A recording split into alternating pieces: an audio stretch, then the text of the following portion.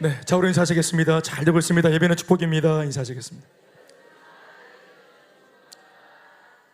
네, 이번 주 지나온 월요일 날 우리 17기로 파송되었던 우리 최의정 선교사 귀국을 했습니다.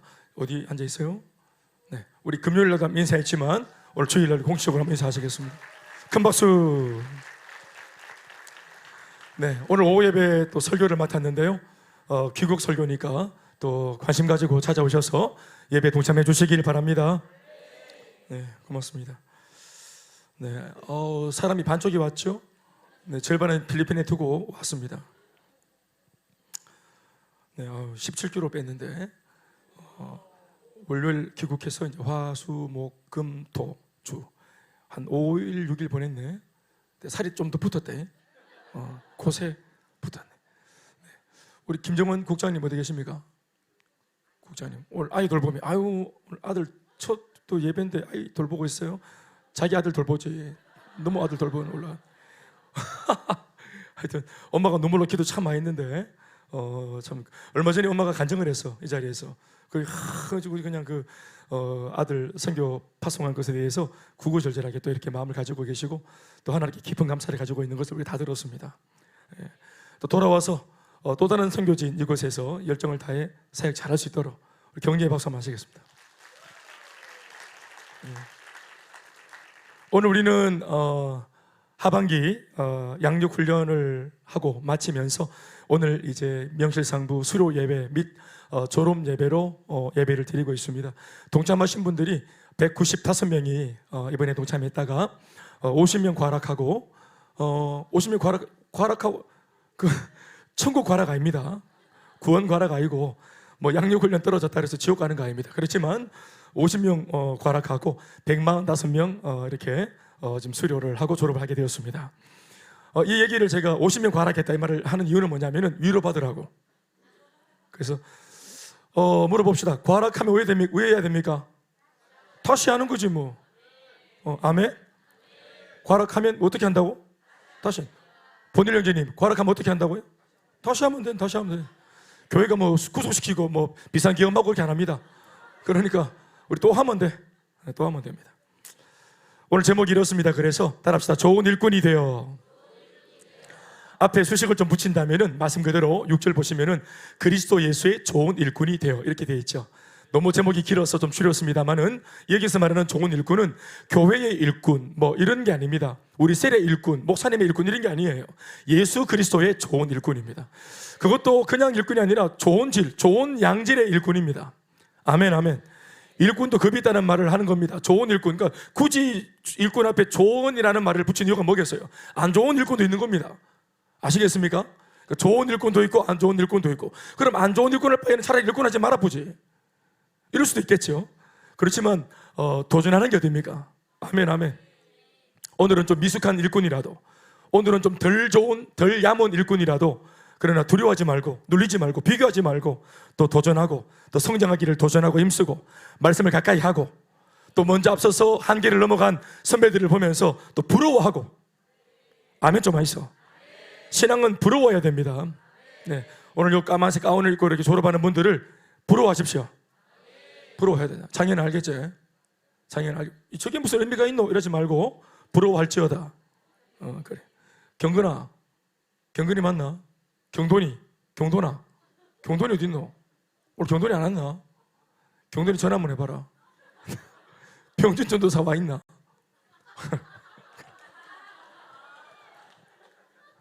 출석 끝. 다 온 걸로. 우리 한번 인사하십시다. 축복합시다. 하나님 당신을 사랑하십니다. 말도 못하게 사랑하십니다. 우리 이종곤 목사님 금요일 오셔가지고 졸업하셨는데 2년 졸업하시고 간증하시는 거 들으셨어요?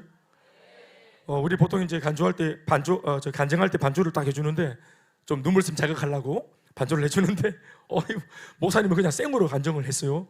했는데 막 눈물샘이 자극되더라고. 그 내용 자체가 이미 너무 은혜가 되고 또 당신의 경험이고 당신의 깨달음이고 진솔한 나눔을 하니까 참 도전이 되고 은혜가 되었습니다. 저는 또 앉아있으면서 몸둘 바를 모르겠다 이런 마음도 있었는데 저보다 9살이나 많은 형님인데 형님께서 이렇게 2년 동안 저희 교회에서 훈련을 받으시고 또 그리고 진짜 자기가 너무 행복했다고, 자기에게 변화가 일어났다고, 목회 방향을 잡게 되었다고 이렇게 말을 하시는데 참 몸둘 바를 몰랐지만 몸을 그대로 둔 채로 끝까지 들었습니다. 은혜가 되셨습니까? 목사님이 아마 저희 교회 간증을 다 읽어보신 것 같아요. 자기가 하는 말이 눈물 없이 간증을 못 읽었다. 어떻게 이런 일들이 일어날 수 있나? 한 교회 안에 어떤 이런 변화가 일어날, 그래 봐야 뭐 석 달인데 12주 동안 이래 가도 지나가는 석 달, 저래 가도 지나가는 12주인데 이 12주가 무슨 대단한 일이 있다고 이 12주를 양육에 좀 몸을 담궜는데 사람들마다 이렇게 은혜를 받았다고 난리를 치니까 참 감사하다 싶습니다. 사랑 여러분, 하나님은 살아계시고 오늘도 말씀으로 우리 가운데 역사하십니다.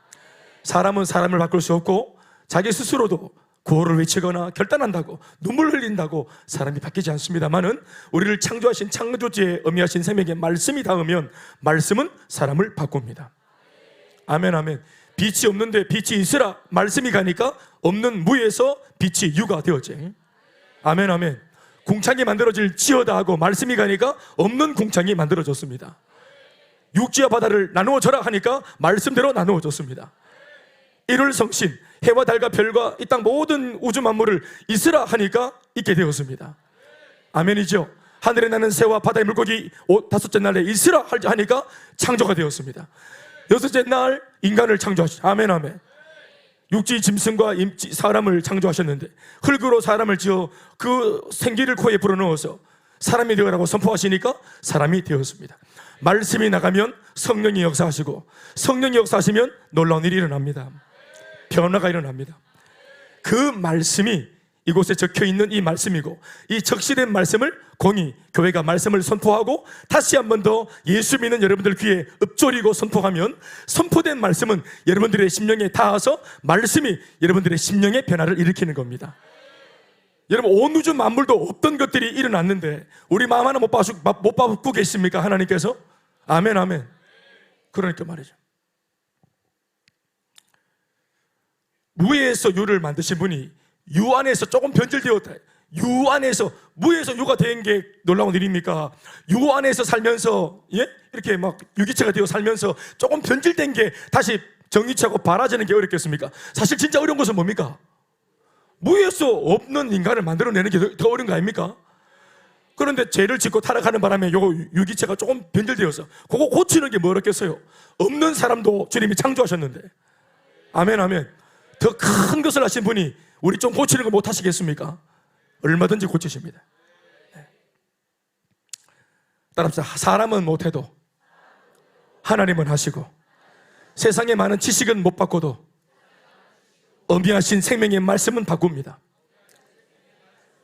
아멘. 요것을 믿는 것이 신앙입니다. 오늘 뭐 졸업생도 있고 수료생도 있고 또 다음 양육훈련에 도전하라고 하는 입장으로 오늘 이 말씀을 들고 섰습니다.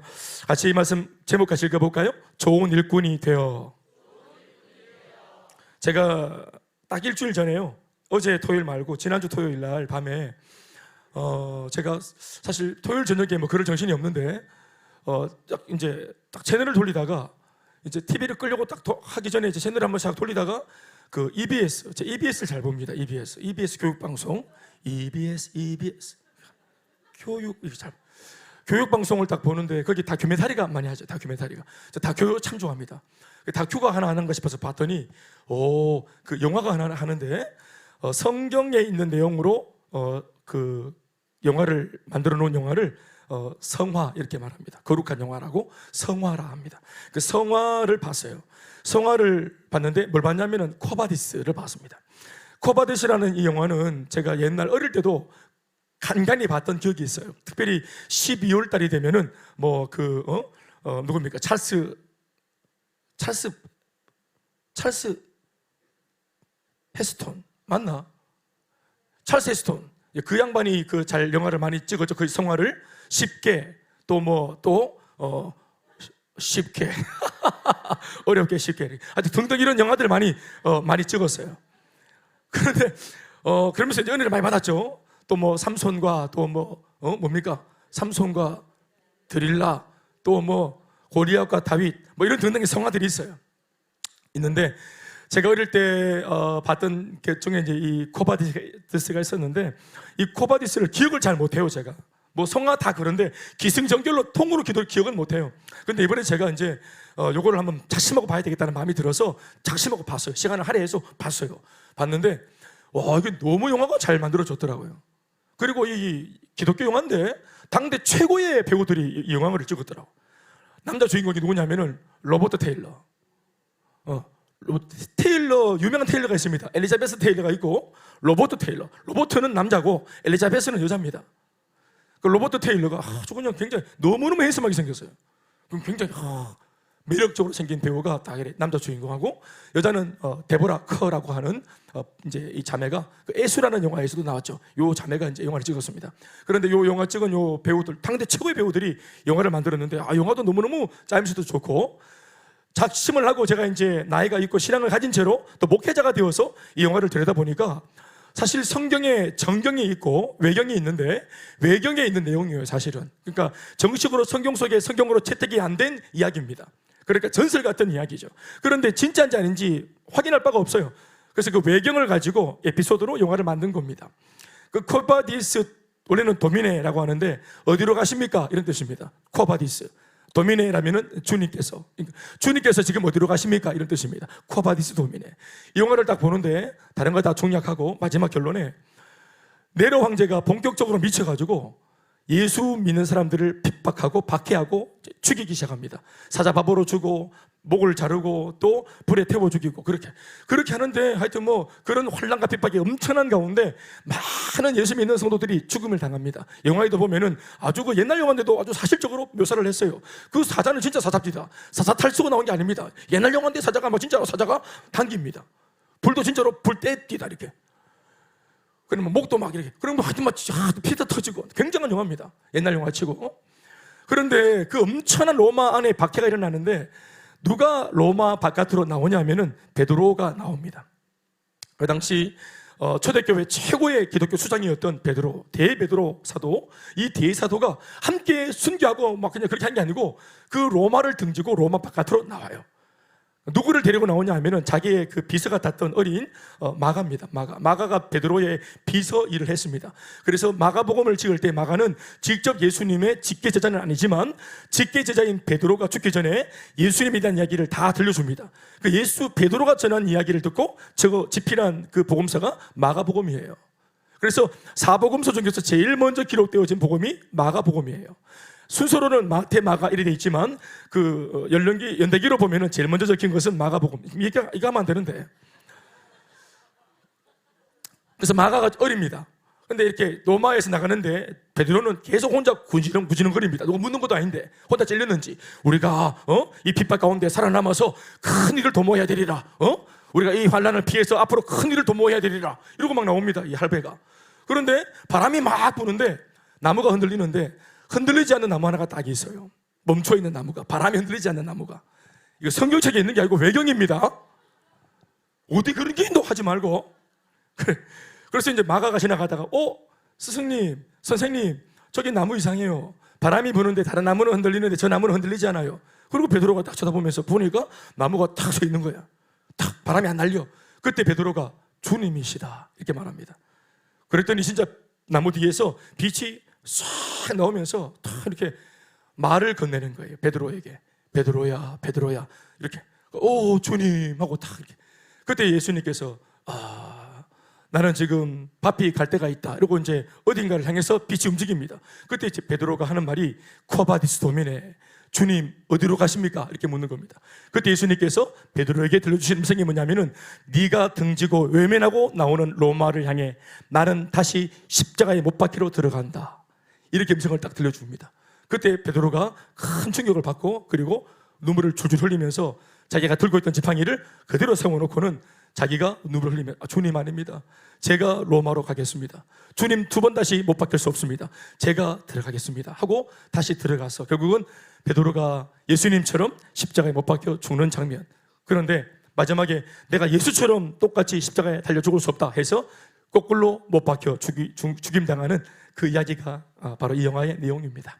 그래서 이제 마지막 음악이 확 화려하게 나오면서 코바디스 코바디스 코바디스 하면서 이제 코러스들이 노래 부르면서 노래가 끝납니다. 근데 마지막 코러스가 코바디스 코바디스 이렇게 하는데 그게 가슴에 깊이 남았어요. 너무너무 촌스러운 음향이고, 음향도 촌스러워, 음악도 촌스러운데 코바디스 코바디스 하는데 이게 싹 가슴에 여운이 남더라고. 그리고 제가 이제 잠을 청하려고 누웠지 않겠어요? 그런데 이 내용이 마음에 남아요. 옛날 어릴 때 봤을 때는 그런 게 없었는데 이제 제가 성장해서 또 신앙 가지고 목사가 되어 봤던 이 영화가 저한테 뭔가 깨달음을 크게 줬어요. 로마를 등지고 나오는 베드로, 박해와 순교를 사실은 두려워서 피하는 입장으로 나왔는데 자기는 그럴듯하게 포장을 했죠. 내가 살아남아서 후사를 도모하리라, 큰일을 하리라, 이러고 사실 나왔어요. 그런데 예수님은 그렇게 보지 않았어요. 이후에 살아남아 큰일을 하는 것이 아니라 너 지금 죽어라, 너의 몫은 여기까지다. 그런데 베드로가 그것을 외면하고 살려고 나오니까 예수님이 다시 로마를 향해 들어가시는 모습. 그러니까 제가 생각한 것이 뭐냐면은 같은 신앙 안에 있어도 예수님과 우리의 신앙의 방향이 다를 수 있다는 것을 제가 깨달은 겁니다. 베드로는 로마에서 세상 바깥으로 살려고 나왔고, 예수님은 그 이야기에 의하면은 다시 베드로가 나왔던 로마를 향해서 죽으시려고 들어갔던 겁니다. 그러니까 신앙을 주신 예수님과 신앙을 가진 베드로의 신앙의 방향과 목적지가 다른 거예요. 난 이것이 제게 큰 깨달음을 준 겁니다. 똑같은 신앙생활로 보이지만 우리가 향하고 있는 방향과 목적하는 바가 자칫 예수님이 향하고 계신 방향과 다르고 또 목적지와 얼마든지 다를 수 있다는 사실을 깊이 인식할 수 있기를 바랍니다. 우리들의 이야기입니다. 우리는 같다고 자신할 수 있습니까? 나에게 신앙을 주신 분이 말씀하시는 너 이렇게 믿어라. 그렇죠. 신앙의 정의는 내가 내리는 게 아니라 신앙을 주신 분이 정하는 겁니다. 나는 여기까지만 믿을 거다 하고 진도를 멈추는 게 아니라 여기까지 자라라 라고 말씀하시는 주님이 진도를 정하시는 거예요. 신앙의 방향과 목적은 주님이 정하시는 겁니다. 이 방향과 목적지가, 나의 신앙의 방향과 목적지가 나에게 신앙 주신 주님과 다를 때, 예수를 믿고 있고 교회는 다니고 있지만 방향과 목적지가 다를 때 우리는 이것을 방황이라고 말하는 겁니다. 인생의 방황은 예수를 믿으면 끝이 납니다. 아멘. 그러나 신앙생활을 하여서 인생의 방황은 그쳤어도 신앙의 방향과 목적을 모르면 신앙생활에도 방황이 있어요. 그래서 기쁘지 않게 신앙생활을 하고 소위 종교생활을 하면서 골병드는 신앙생활을 하는 거예요. 가자니까 귀찮고, 안 가자니까 찝찝하고, 섬기자니까 고되고, 안 섬기자니까 눈치가 보이고, 이러면서 평생 하나님께서 손짓하시는 그 손짓 앞에 도망자가 되어서 검거되지 않고 평생을 도망치면서 그렇게 거의 인터폴을 풀어야 된다 이거. 한 번도 하나님의 은혜에 구속된 적이 없고 검거된 적이 없이 은혜를 안 받으려고. 방향이 다르죠. 그러니까 이 신앙생활은 교회 안에 있지만 엄격하게 말하면 이게 방황이에요. 신앙은 우리의 방향과 목적으로 주님을 설득시켜서 끌고 가는 것이 아니라 주님이 가보자 라고 손짓하시는 곳을 향해서 우리가 함께 따라가는 것이에요. 방향도 그렇고 목적지도 그렇습니다. 주님이 정하시는 대로. 저는 1년 전에 어느 연합 모임 기도회에서 이런 제목으로 설교를 한 적이 있어요. 복음서에서 사도행전으로 라는 제목이었습니다. 한번 따라할까요? 복음서에서 사도행전으로. 우리의 신앙이 복음서에만 머무르지 말고 사도행전으로 넘어가 보자라는 뜻에서 했던 설교입니다. 하나님, 예수님 때문에 수혜받고 도움받고 고침받고 행복해진, 주님 때문에 내가 잘 되어진, 주님 덕을 보고 내가 수혜받고 축복받고 응답받고 잘 되어진, 그 복음서에는 수많은 예수님 덕분에 잘 되어진 이야기들이 적혀 있죠. 그러나 정작 우리한테 복을 주신 분은 우리 손을 잡고 우리가 그만 회복이 되었으면 이제 그만하고 일어나서 나랑 같이 가볼 때가 있다 이러면서 우리의 걸음을 재촉하세요. 그러면서 축복으로 시작한 복음서 이야기는 죄다 어디로 결말이 만들어집니까? 복음서를 향해서, 복음서에서 사도행전으로 넘어가자고 재촉하십니다. 마태 복음, 마가복음, 누가복음, 요한복음, 사도행전, 이 사도행전으로 넘어가 보자고 주님이 재촉하신다. 제가 볼 때는 오늘 우리의 신앙이, 저를 비롯해 오늘 우리가 가지고 있는 신앙의 중심이 이 복음서에서, 보호받는 복음서에서 공급하고 기여하고 사역하는, 섬기는 사도행전으로 좀째 넘어가려고 하지 않는 것만 같다라는 묵상해서 이 설교를 했던 겁니다. 우리가 이미 다 아는 바와 같이 사복음서는 복음으로 우리에게 행하신 예수님의 이야기입니다. 그러니 복음서는 예수님이 행하신 행적을 보여주는 예수 행전인 셈이에요. 예수님이 행하신 기록들, 예수 행전. 우리를 위해 행하신 예수님의 복음의 행적 말이죠. 사실 그 덕분에 예수님이 행해 주셨기 때문에 예수 행전 덕분에 우리는 큰 수혜를 받을 수 있었고 또 구원과 은혜를 누리는 축복도 얻게 되었습니다. 이런 의미에서 예수님이 행하신 예수 행전 말고 이어가야 할 사도행전을 설명하자면 사도들이 또 다른 사람들에게 행했던 사도들의 복음 행적이 아닐까 싶습니다. 복음으로 다른 사람들에게 선한 영향력을 끼친 삶의 기록. 예수님이 행하신 복음서는 예수행전이고 사도들이 행한 기록은 사도행전이니 오늘 성도인 우리들은 예수도 아니고 사도도 아니니까 성도인 우리들은 우리들의 삶에서 복음을 통해 성도행전을 써야 함이 옳은 줄 믿습니다. 말하자면 이것이 바로 신앙의 방향이고 신앙의 목적입니다.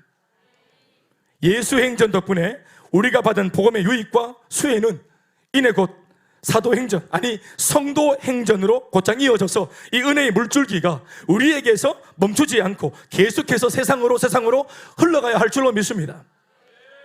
이것이 성도로 부름받은 우리 모든 성도들의 신앙생활의 목적이고 힘을 다해 달려가야 할 기필코 도달해야만 하는 신앙의 푯대임을 기억하시기 바랍니다.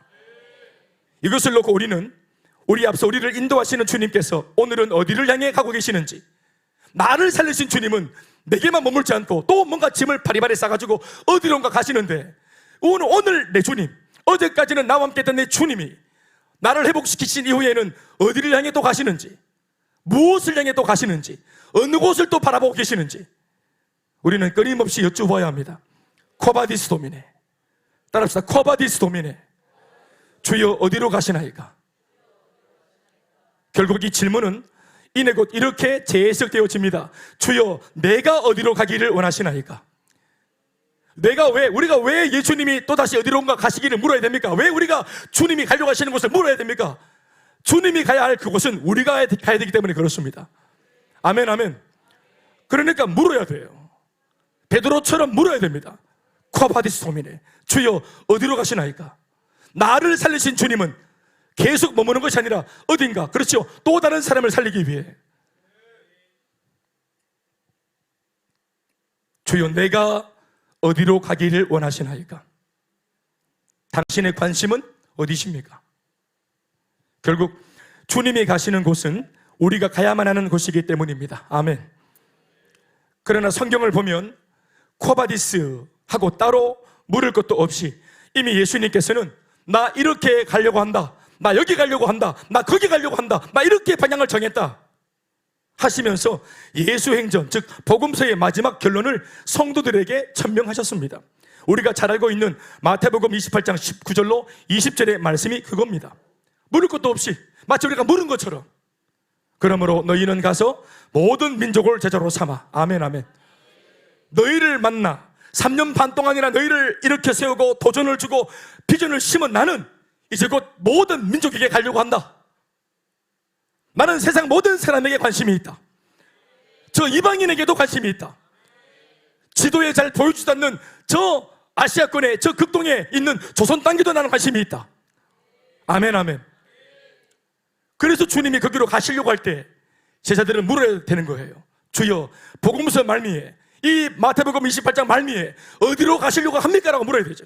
그때 주님이 하신 말씀이 나는 모든 민족에게 가려고 한다.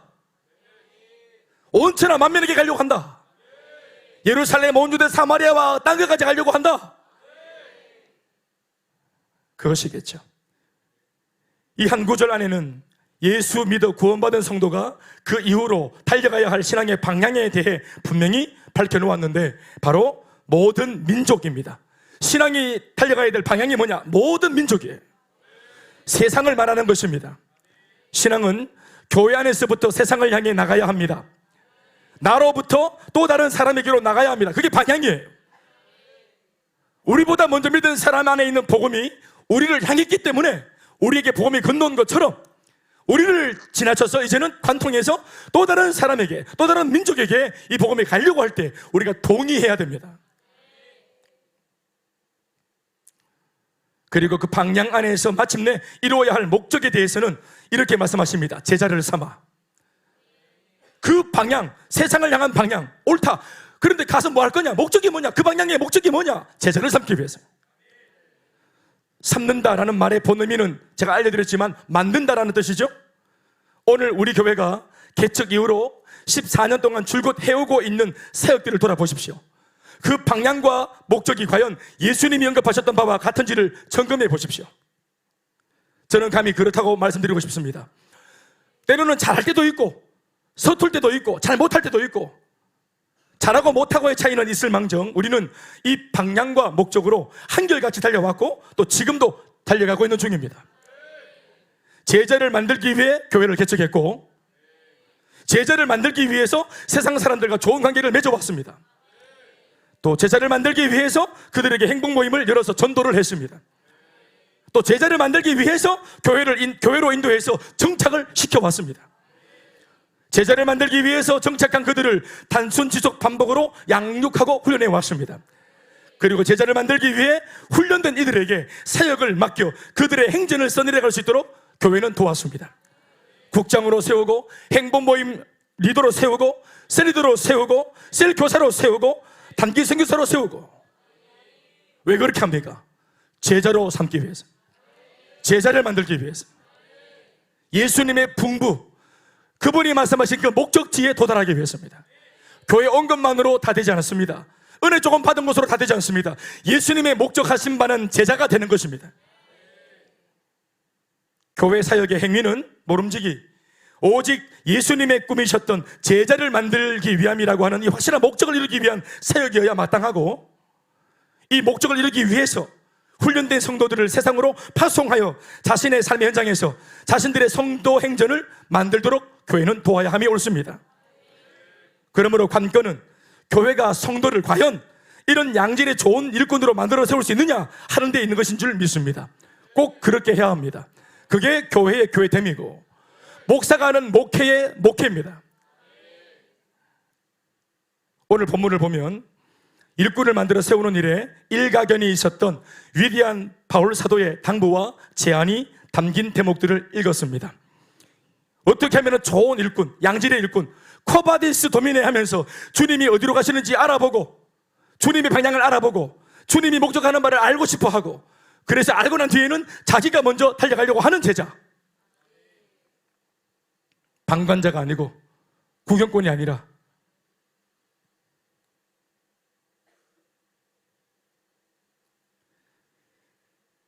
그 중에 가장 명쾌한 대선언이 뭔가 하면 양육을 통해 모든 성도는 얼마든지 그리스도 예수의 좋은 일꾼이 될 수 있다는 말씀입니다. 바울이 이것을 아예 그냥 4장 6절에서 천명을 하고 시작을 하죠. 아멘, 아멘. 일꾼은 태어나는 것이 아니라 만들어지는 것입니다. 예수 믿고 다시 우리는 후천적으로 더 나은 삶을 살아내는 참 근사하고 꽤나 괜찮은 사람으로 다시 세워질 수 있다는 이 말씀은 우리들에게 복음이 아닐 수 없습니다. 모태로 태어나 다시 모태에 들어갈 수 없고, 그렇게는 물리적으로 거듭날 수 없는데, 이미 이만큼 살아왔는데, 이만큼 인생에 호약질을 하고 살아왔는데, 예수 안에 들어가면 누구든지 그리스도 안에 있으면 새로운 피조물이라. 이전 것을 지나갔으니 보라 새 것이 되었도다. 새롭게 살 수 있는, 그것도 더 나은 삶을 살 수 있는 멋진 기회가 이 복음 안에 우리에게 주어진 거예요. 그리스도 예수의 좋은 일꾼은 양육으로 만들어질 수 있다라고 사도 바울은 목회자와 성도 모두에게 중요한 교훈을 전하고 있습니다. 6절 말씀 다 같이 읽어보시겠습니다. 시작. 6절 말씀 시작. 네가 이것으로 형제를 깨우치면 그리스도 예수의 좋은 일꾼이 되어 믿음의 말씀과 네가 따르는 좋은 교훈으로 양육을 받으리라. 아멘. 그런데 사실 이 개역 성경 버전에 보면은 좋은 일꾼이 되어 양육을 받는다. 그러니까 양육받는 조건이 일꾼이 양육을 받을 것 같다. 이런 식으로 말씀을 나열해 놓았어요. 근데 이건 사실 조금 오해가 있을 만한 그런 문장입니다. 그래서 제가 이게 과연 이런 뜻인가 싶어서 찾아봤더니 제가 원했던 답이 이렇게 적혀 있었어요. 표준세 번역에는 사실 조금 이걸 제 마음을 좀 안정시키는 그런 말씀이 적혀 있더라고요. 6절 말씀 읽어보시겠습니다. 그대가 이런 교훈으로 형제 자매를 깨우치면 그대는 믿음의 말씀과 그대가 지금까지 쫓아온 좋은 교훈으로 양육을 받아서 그리스도 예수의 좋은 일꾼이 될 것입니다. 다 아멘합시다.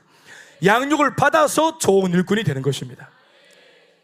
양육받을 수 있는 자격이 있는 것이 아니고, 일꾼들이 양육받는 것이 아니고, 아멘 아멘, 좋은 양육을 받아 좋은 일꾼이 되는 것입니다. 그러니까 태어나는 게 아니라 대답하십시오. 만들어질 수 있습니다. 건강한 교회는 뭐냐? 바울의 이 지침을 따라서 성도들에게 그들이 인생 역전을 할 수 있도록, 거듭날 수 있도록, 새로운 인생을 써내려갈 수 있도록, 자신만의 성도 행진을 써내려갈 수 있도록 교회가 성도들에게 성장할 수 있는 기회를 제공하는 교회, 성장하도록 돕는 교회, 그 교회가 좋은 교회고, 그런 교회가 건강한 교회입니다. 좋은 병원이 어떤 병원이에요? 건물 인테리어 세련 병원입니까? 우리 최 집사님처럼 인물 좋은 의사가 있는 병원입니까? 물론 중요합니다. 참하고 친절한 간호사도 중요하죠. 싼 가격에 놓아주는 주사도 중요합니다. 그러나 여러분 보십시오. 진짜 병원을 좋은 병원이라고 우리가 서로 소문내게 만들어주는 그 중심이 뭐예요? 잘 나수는 거, 잘 낫게 하는 거, 살리는 병원, 고치는 병원 아닙니까? 병원에 막 엘리베이터가 있고 에스컬레이터가 있고 간호사 친절하고 의사도 잘생겼는데 병을 못 나수네. 좋은 교회는 성도들인 여러분들에게 실존적인 유익을 줄 수 있는, 여러분들이 간절하게 구하고 바라고 목말라 하는 부분에 대해서 채워줄 수 있는 교회.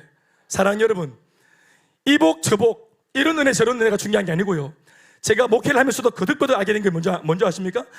마귀가 어떤 시험을 걸더라도 우리가 진짜 이 마귀의 시험을 완전히 소멸하고 물리칠 수 있는 위대한 비결이 뭐냐면은 다른 게 아니라 내가 변화되고 내가 성장하는 거예요. 이 문제가 아마 해결되어지고 저 문제가 해결되어지고 상황이 나아지고 이게 아니고 내가 성장해버리면 돼요. 그러면 마귀가 주는 문제가 그대로 있어도 내가 성장해버리면 아무렇지도 않아요. 우리 어릴 때 골목대장 잡기 위해서 얼마나 피 터지게 싸웠습니까? 예? 6살 때 7살 때 우리가 그 동네를 주름잡기 위해서 얼마나 우리가 그 참 많은 시련이 있었습니까? 도장 깨기 하면서. 여러분들 동네는 그런 게 없었습니까? 본일연주님, 우리 금호강 그 일대의 그 동촌 다 그런 동네 아니겠습니까? 아니었습니까? 알겠어요. 공부만 했구나. 얼마나 고되노? 그런데 어디 하다가 이렇게 하고 있노? 어디 했어요? 성장. 그러니까 어린아이들이 날 뭐 깨물었다, 꼬잡았다, 50원을 뺏었다, 이게 큰 문제잖아요. 어릴 때는 이게 큰 문제인기라. 그런데 내가 성장하고 자라고 장성하면은 이게 문제가 됩니까? 50원 뺏기면 50원 주고 말지. 힘든갑다 한 500원 줘야지. 내가 성장하면은 더 이상 문제가 아닙니다. 네. 뭐 제 얘기 한번 늘 하지만 저희 아버지가 변화되고 제가 바뀐 게 아닙니다. 제가 변화되고 바뀌어서 아버지는 그대로인데 더 이상 이 아버지라는 존재가 저한테 문제가 안 됐던 거예요. 돌아보니까 하나님은 내 문제를 해결해 주신 것이 아니라 문제 속에 있는 나를 끊임없이 성장시키시고 변화시키시고 성령으로 충만한 자리에 늘 내모셨어요. 나는 자꾸 막 하나님께 기도하면은 문제를 해결 안 해주시고, 항상 기도하면은, 이게 진짜입니다, 막 기도하면 항상 들려오는 음성이 뭐냐면은, 대현아 힘들지? 힘들어 죽겠습니다. 말하러 갑니까? 주님은 전지하시고 전능하시고 다 알고 계시잖아요. 내 네 마음을 다 안다. 다 아시죠? 주님 좀 볼띄고 좀 뒤집어 주세요. 내가 너를 사랑한다. 아니요, 사랑 알겠고요. 이것 좀 회복 좀 시켜주세요. 아니, 내가 너를 사랑해서 십자가에서 죽었다. 이러시니까 할 말이 없다. 나를 왜 죽었다니까 할 말이 없다. 한결같이 사랑한다. 베드로 보이소. 요한복음 마지막에 결국은 5만 대만 사건이 다 일어났는데 결국 마지막 묻는 게 뭡니까? 니네 사랑하나? 사랑 타령을. 주님을 깊이 사랑해서 상황론자가 되어서 상황이 좋으면 사랑하고 말면 치우고 하는 게 아니고 한결같이 하나님을 사랑할 수 있는 사람이 되어질 만큼 성장하면은 더 이상 문제가 아니게 되어지는 것입니다. 볼륨 좀 놀려주세요.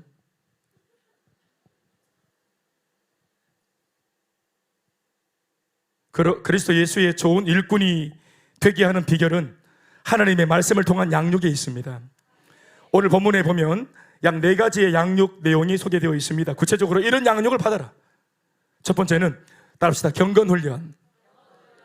7절에서 8절 말씀인데 읽어보실까요? 다 같이 오늘 본문입니다. 시작. 망령되고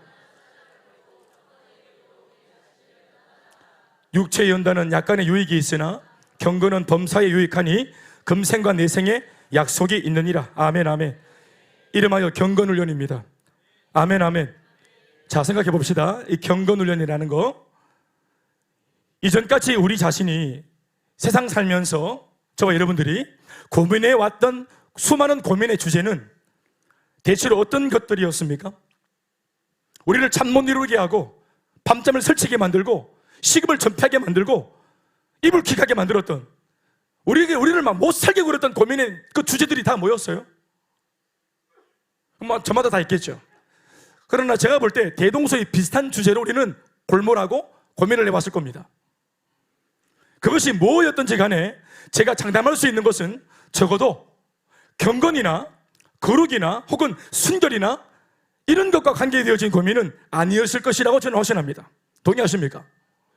오늘 하루 살았는데 내가 오늘 더 경건하지 못했어, 내가 오늘 깨끗하지 못했어, 내가 순결하지 못했어, 내가 순수하지 못했어, 내가 거룩하지 못했어, 막 거룩하지 못해서 막 약발 받고 막 힘들고 못 자고 내일은 더 거룩하리라, 이런 것을 고민한 적이 있어요? 저는 개인적으로 예수 믿기 전에 입에 막 담지도 못했던 단어들입니다. 뭐 고귀함, 뭐 순결, 거룩, 경건, 이게 무슨 단어입니까? 이게 한글입니까?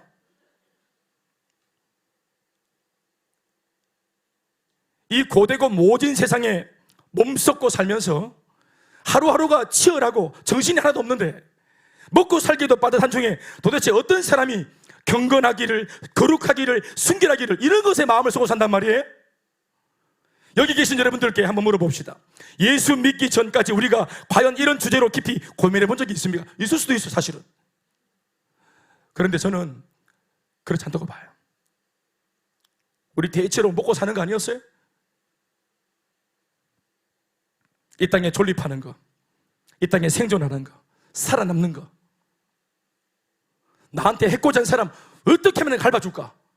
그게 막 속상하고 억울한 일 당하면 막 이불킥 하면서 막 내가 저걸 어떻게 밟아줄까? 막 사진 꺼내서 막 눈 파고 막 바늘을 꽂고 막 치를 떨고 성적 올리기 위해서, 부모로부터 인정받기 위해서, 남편과 아내들도 기싸움하고 자식도 부모와 기싸움하고 서로의 주장을 펼치기 위해서 우리 이런 치열한 싸움들을 해왔지, 거룩하기 위해, 또 순결하기 위해. 이런 것으로 몸부림친 적은 거의 없다고 알고 있어요. 그런데 말입니다, 예수님을 믿고 거듭난 진짜 성도가 된 참 신앙의 사람에게는 성령께서 이런 고민을 하게 만들어주세요. 경건하게 살고 싶어진다. 아멘 아멘. 나 거룩하고 싶어져, 깨끗하고 싶어. 악한 습관, 이게 세상 살 때 아무런 문제가 안 됐는데 내가 아는 바 이 악한 습관, 뭐 구체적으로 뭐 말할 것도 없겠지, 나를 괴롭히고 몸도 해치는, 남들도 안 좋아하는 이 악한 습관을 끊어버리고 싶은 마음이 막 일어납니다. 제가 금요일날 이렇게 기도하고 있으면 저한테 찾아와서, 목사님, 제가 이거 좀 끊고 싶은데 기도 좀 해달라고, 이거 좀 버리고 싶은데 기도 좀 해달라고. 의지가 있는데 능력이 없으니까 기도를 좀 받고 싶다고. 아멘 아멘. 그러면서 아마 자기만이 아는 그 은밀한 어떤 그런 악한 유혹들이었겠죠? 잘 넘어지는 부분들, 또 오래된 습관들, 이것을 가로놓게 예수를 믿고 양육받고 말씀의 은혜를 더입으면서 새삼스럽게 이게 문제가 되어지는 거예요. 그거 성령이 하시는 겁니다. 저는 뭐 예수 믿기 전에 뭐 얼마나, 저희 동촌 랭귀지가 따로 있어요. 금호강 랭귀지, 우리만 마실 랭귀지가 있는데, 예? 이 새끼에서 저 새끼까지 쫙 이렇게 막 그냥 열거합니다. 여기 안 들어가면 말이 안 되는 거 아시죠? 우리 다 뭐 그러고 살았잖아요. 특별히 뭔가를 강조할 때 막. 한번 해볼까요? 할 수 없어, 할 수 없어. 큰 방해가 일어나. 예배에 방해가 일어나서 안 된다.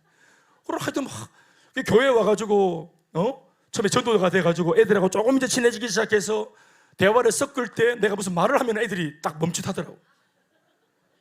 항상 내가 무슨 말을 하면 멈칫해져. 나중에 혼자서 이게 뭔가 생각을 했는데, 성령이 깨닫게 하신지 뭔지 모르겠지만 그 당시 초신자니까, 야, 내 언어에 뭔가 문제가 있다. 얘네들이 쓰는 말과 내 말이 달라요. 한국 사람이고 경상도 사람인데. 그래서 이걸 내가 이전에는 아무런 문제가 없었는데 어느 날부터 이게 부끄러워지기 시작한 거예요. 이 말이 부끄럽고 내 행동이 부끄럽고 나는 이미 습관되어 있는 것들이 이게 잘못되었구나. 그러니까 이때까지 인생을 살아갈 때 중심이 내가 좋으냐 마느냐 이것이었는데 예수를 믿고 말씀이 들어오면서 삶의 기준이 달라졌어요. 뭐냐? 옳으냐 그르냐. 내가 좋아도 하나님께서 그러다 하면은 밀어낼 줄 알아야 되고, 내가 아무리 싫어도, 내가 아무리 나한테는 불편해도 하나님 말씀이 옳다 하면은 행할 수 있는 믿음이에요. 그러니까 삶의 기준이 달라지면서 그 사람도 달라지는 것입니다. 성령이 왜 그런 고민을 하게 하시느냐? 우리를 거룩하고 경건한 백성으로 만들기 위해서 그 목적을 두고 이 고민을 하게 하시는 겁니다. 더 순결하려고 하고 더 깨끗해지려고 합니다. 다시 강조하지만 우리 속에 계시는 성령께서 이전에 없던 거룩한 영적 목마름에 몸부림을 치도록 만들어 주시는 겁니다. 이게 기회입니다. 이게 성장과 변화의 기회예요. 산상수훈을 통해 예수님께서 가르쳐 주신 팔복 중에서 네 번째 해당되는 복의 내용이 이렇습니다. 마태복음 5장 6절 말씀 다 같이 읽어보십시다. 시작. 의에 줄이고 목마른 자는 복이 있나니 그들이 배부를 것이며. 그러니까 막 의로움에 목마르고 하나님의 말씀의 의로움과 하나님의 말씀의 공의와 정의가 이 땅 가운데 집행되지 않는 것 때문에 막 속상하고 막 불법이 판을 치고 거짓이 판을 치고 악행이 판을 치고 부정이 판을 치는 이런 것이 아무런 문제가 안 돼서 나도 늘 우리 시험 칠 때 컨닝하고 시험지 돌리고 이런 거 안 했잖아요. 안 그렇습니까? 우리 반칙, 소소한 반칙 얼마나 많습니까? 옛날 우리 아버지 보고토에서 돈 100원씩 500 갖고 들키가 두드리 맞고 막걸리 받아오면서 홀짝홀짝 해가지고 반병 다 비 아프고 이런 부터 시작해가지고 우리 얼마나 하여튼 우리 인생 때문에 어떤 면에서는 굉장히 많은 부분이 야매고 짝퉁 아닙니까? 그런데 어느 때부터 의로움에 목마르고 정의에 줄이고 하나님께서 그런 마음을 부어주시는 거예요. 먹을 양식이 없어서 줄인 게 아니고 마실 물이 없어서 목마른 것이 아니에요. 하나님의 의에 해당하는 경건과 거룩과 순결이 사라진 나 자신의 삶에 대해 줄이고 목이 마른 것입니다.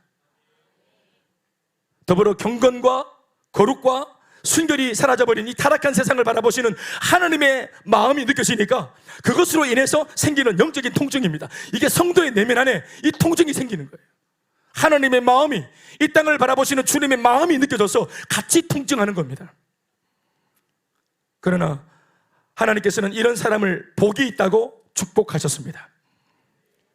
그 누구도 이런 상황을 놓고 문제라 생각하지 않는데 자기 문제가 더 급하지.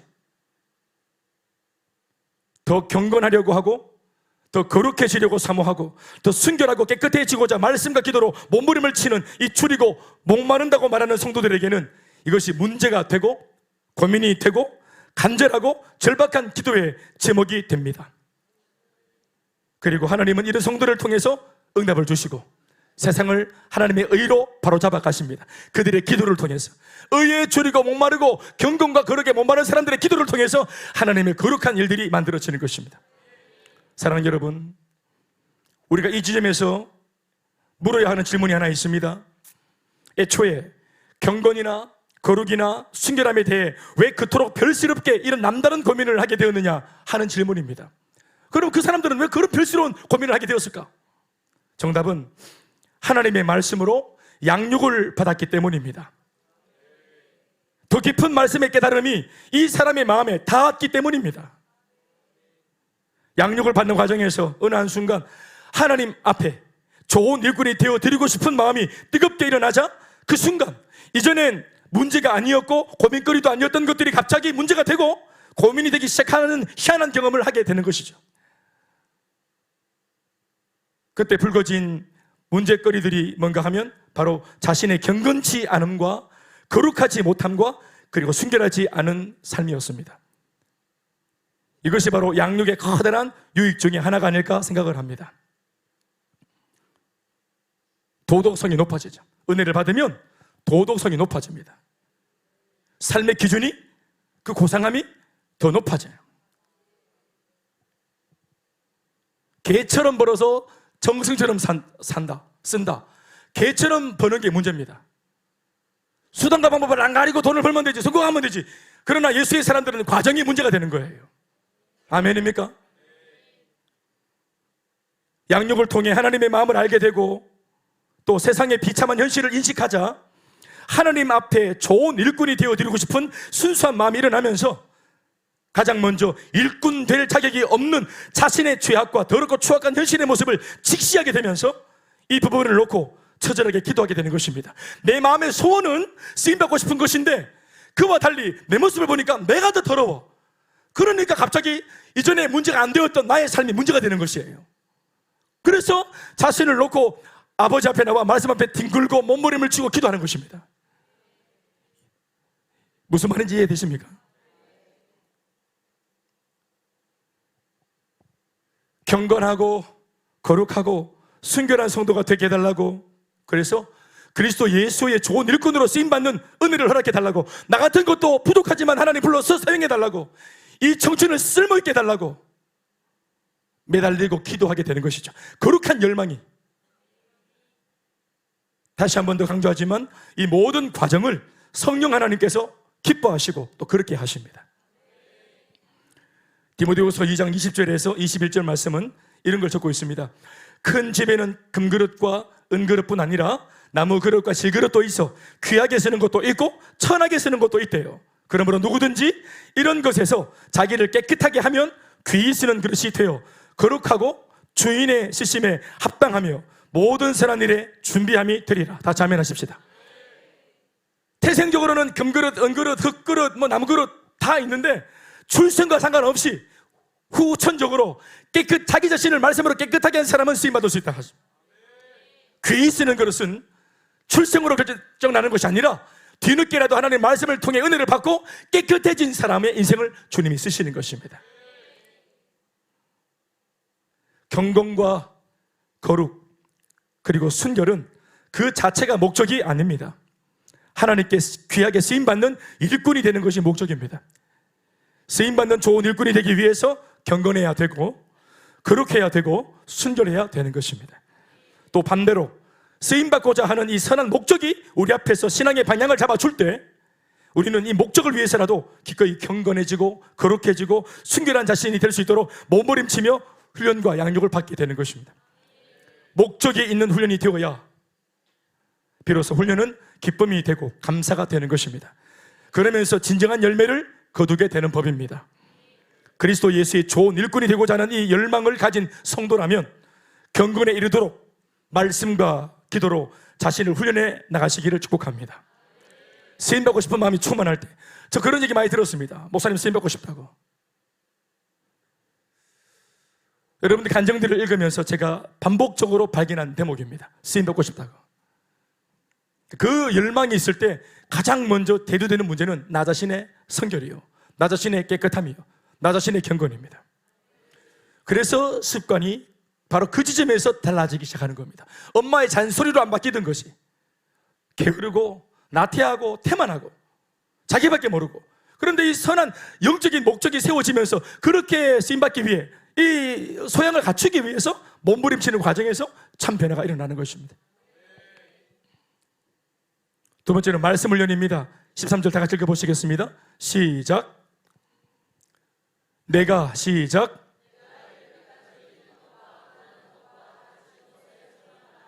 말씀을 읽고 권하고 가르치라고 하시는데, 사실 이 권면은 수신자인 디모데한테 전한 말씀이고, 바울이 디모데에게 네가 목양하고 있는 성도들에게 이렇게 목회를 해서 성도들을 좋은 일꾼 되게 만들어주라고 이런 권면을 했어요. 읽게 하고 권해서 가르쳐라, 목회자에게 당부한 겁니다. 성도를 향해서. 그러니 이 대목을 성도인 우리들에게 적용을 하자면, 성도는 말씀 훈련이란 차원에서 교회의 지도를 받아 말씀을 읽어야 하고, 읽고 깨우친 말씀대로 순종하여서 잘 한번 살아보고자 권하는 교회의 권면을 따라 도전해야 하고, 그 도전을 통해 성공하든 실패하든 말씀대로 살아보는 과정에서 배우게 되는 가르침을 통해 성장하는 축복을 누려야 합니다. 말씀을 읽고 권함받고 가르침을 받아 내 삶의 능력으로 또 사역의 동력으로 삼아야 합니다. 세 번째는 적용 훈련입니다. 천하 없는 말씀을 들어서도 중요한 것은 내 삶에 이 말씀을 잘 적용할 수 있어야 됩니다.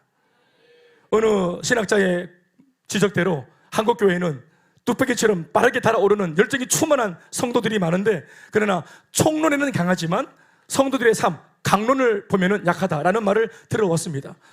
그러니 총론에, 이론에는 참 강하고 말은 잘하는데 삶이 잘 안 따라가는 교회, 우리 한국교회의 실정을 말한 겁니다. 그러니까 적용에 실패하기 때문입니다. 15절 말씀 읽어보시겠습니다. 시작.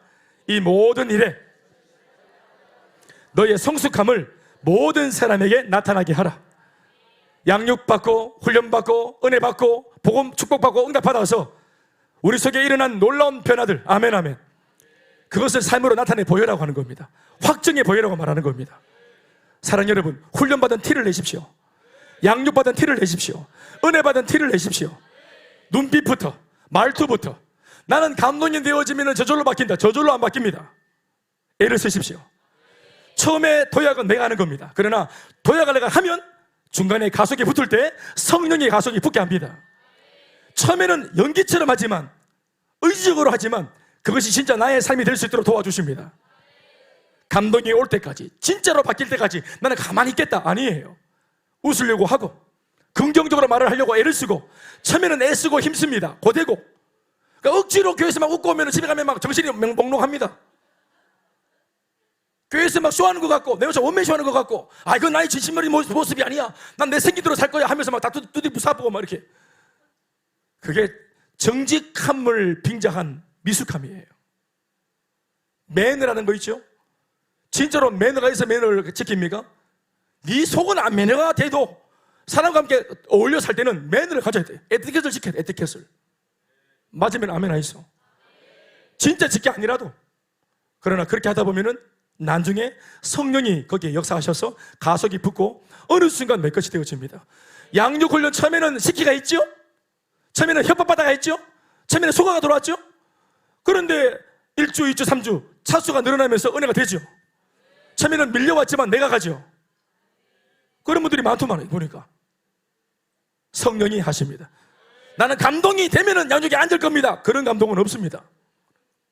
나는 감동이 올 때 전도할 겁니다. 그런 감동이 어디 있어요? 물에 빠졌어. 나는 감동이 오면은 살릴 거야, 저 사람. 그냥 살리는 겁니다. 네 감동하고 아무 상관, 살리고 봐야지. 네 감동이 뭐가 중요하노? 언젠가 만나? 15절 말씀을 표준 3번역을 통해서 한번 읽어봤습니다. 이렇게 시작. 이 일들을 실천하고 그것에 전심전력을 다하십시오. 그리하여 그대가 발전하는 모습이 모든 사람에게 드러나게 하십시오. 왜요? 덕이 될 수 있도록. 예수님은 오른손이 하는 일을 왼손이 모르게 하라 했습니다. 바뀌었나? 뭐 중요한 건 아니다. 둘 중에 하나겠지 뭐. 오른손이 하는 좋은 일을 왼손이 모르게 해라. 이것은 누구를 위해서 그렇게 하는 겁니까? 오른손을 위해서 하는 말입니다. 교만해질까 봐. 오른손이 하는 좋은 일을, 오른손이 뭐 코 파고 땀 닦고 머리를 빗었어. 그럼 왼손도 해야지. 왼손은 늘 이렇게 꽂고 있나? 오른손이 교만할까 봐 알리지 말라고 한 거지만 왼손을 위해서는 오른손이 했던 일을 알려줘야 돼. 그래야 재생산이 일어나지. 그래야 왼손도 오른손을 거들지. 오늘 세리드가 하고 있는 아름다운 사역들을 인턴이 봐야 되고, 인턴이 새 가족들한테 알려줘야 되고, 교회에 먼저 경험해서 알고 있는 좋은 일들을 뒤에 오신 분들에게 알려줘야 되고, 말해야 됩니다. 앞서 예수를 믿은 사람들이 좋은 복음을 알려줘야 됩니다. 내가 누리는 것들을 말해줘야 됩니다. 여러분들 안에 좋은 것들이 있습니까? 감추지 마십시오. 겸손을 빙자한 또 다른 모습의 교만입니다. 나에게 행하신 하나님의 위대하심을 드러내십시오. 간증이 뭡니까? 간증문이 뭐예요? 내 잘난 것을 드러내는 것입니까? 아니죠. 내게 행하신 하나님의 위대하신 역사를 드러내는 것입니다. 공의 들추어내는 것입니다. 만방의 나팔소와 같이 하나님이 하신 위대한 일들을 선포하는 것입니다. 나의 민망함과 성품 때문에 그게 가려져 되겠습니까? 증거하십시오. 자랑하십시오. 내가 복음을 부끄러워하지 아니하노니. 아멘 아멘. 나는 십자가에 달리신 예수님이 부끄럽지 않습니다. 나는 우리 교회 공동체가 부끄럽지 않습니다. 나는 우리 세리더가 부끄럽지 않습니다. 부끄러워요. 혹시 세리더입니까? 아닌데요. 모르는 사람인데요. 우리 세리더 여러분들은 그러니까 화장을 하고 다니세요. 말씀 뵙겠습니다. 마지막이자 네 번째 훈련은 이 모든 것을 단순 반복 지속하는 겁니다. 따라합시다. 지속 반복 훈련. 마지막 16절 사도 바울의 권면입니다. 다 같이 읽어보실까요? 시작. 네가 네 자신과 가르침을 살펴 이 일을 계속하라. 따라합시다. 이 일을 계속하라. 아멘입니까? 성도를 경건하게 만드는 훈련, 말씀을 읽고 권하고 가르치는 훈련. 아멘입니까? 그리고 또 뭐라 했습니까? 적용하는 훈련, 말씀대로 살아보고 도전하는 훈련 말입니다. 이거를 지속적으로 하는 겁니다. 언제까지 하는 겁니까? 지킬 때까지 하는 겁니다. 우리 예수님 마태복음 28장 20절 말씀에 뭐라고 했습니까? 내가 너에게 분부한 모든 것을 가르쳐 지키게 하라. 지킬 때까지 가르치라, 이런 말입니다. 어떤 분이 말씀하십니다. 목사님, 나 언제까지 졸업합니까? 나 모르지. 여러분들이 볼 때 지켜지면 그때 완전히 졸업하 있어. 지켜질 때까지 하는 겁니다.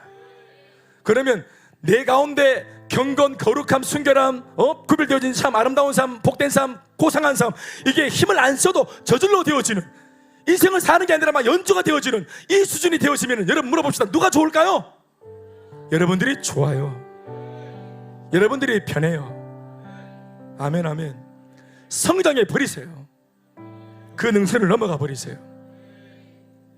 남편한테 상처 안 되는 말 하려고 애쓰는 게 아니고 그냥 아무 생각 없이 말을 해도 덕이 되는 말이 나갑니다. 아내한테 막 상처되는 말 가려가면서 하려고 애를 안 써도 잠꼬대로 해도 좋은 게 나갑니다. 우리 세리더들이 세리더 용어 언어를 따로 용어 쓰면서 안 해도 성숙해버리면 절로 세리더 언어가 나갑니다. 진짜가 되면 편합니다. 훈수는 알겠나? 진짜가 되면 편하다. 여러분들이 나는 이 부분에서 자유하고 수월해졌으면 참 좋겠습니다. 이것으로 미숙해서 받는 고통들이 제발 좀 멈췄으면 좋겠습니다. 그래서 어떤 면에서 성도들이 자기에게는 큰 문제라 가지고 오는데 너무 미안한 말이지만, 자, 저건 문제가 아니라 해프닝인데 본인이 성장만 하고 성숙만 했으면 저런 정도는 사실 웃으면서 넘길 수 있는 문제인데, 이분한테는 이게 그렇게 사람을 죽이고 살릴 만한 문제인갑다 싶을 때가 있어요. 조금만 성장하고 성숙해서 이 문제를 들여다보면 똑같은 문제일지라도 이게 전혀 그렇게 도끼를 품고 막 그냥 각을 세워가지고 달려들 정도의 문제가 아닙니다. 그런 정도로 막 그냥 인생 끝내고 포기, 이게 아닙니다. 근데 우리가 미성숙하니까 계속 사건 사고가 많고 복잡하고 인생이 두려운 겁니다. 성장하십시오. 좋은 일꾼이 되어버리십시오. 그래서 쓰임받는 위대한 일들이 여러분 평생 일어나길 주 이름으로 축원합니다. 영광입니다. 사시겠습니다.